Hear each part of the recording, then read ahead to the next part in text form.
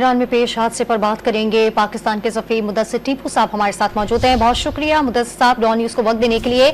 मुदस्सिर साहब ये बताइएगा कि पाकिस्तानी सफारती अमला मुतासरीन की मदद के लिए मौजूद है।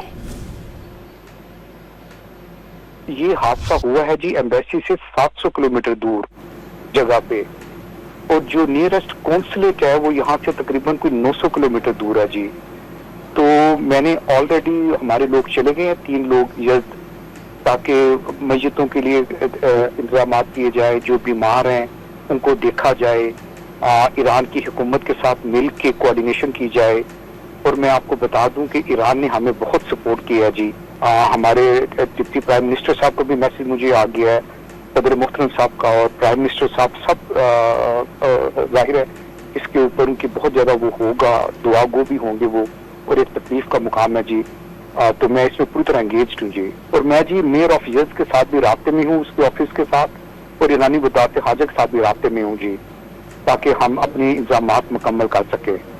मुदस्सिर साहब ये बताइएगा कि मैयतों की वापसी और जख्मियों के इलाज के लिए क्या इंतजाम किए जा रहे हैं। जख्मियों के लिए दुआ करें, उनकी रिकवरी की, और जो हम लीगल प्रोसेसेस कंप्लीट करेंगे उसके बाद हम मैयत को भेजने के इंतजामात में कोई किसी किस्म की ताहीर नहीं करेंगे। इवन मुझे लाड़काने से जहाँ से ज्यादा लोग आए थे बहुत ज्यादा कॉल्स आ रही हैं, और मैं खुद उन कॉल्स को ले रहा हूँ जी, ताकि लोगों को अपनी एम्बेसी पे और अपनी हुकूमत पे मुकम्मल इत्मीनान हो।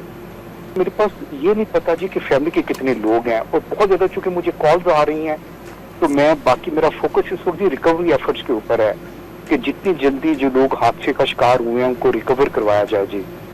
पाकिस्तान के सफीर मुदस्सिर टीपू साहब हमारे साथ मौजूद थे। आपने अपना कीमती वक्त डॉन न्यूज़ को दिया, आपका बेहद शुक्रिया।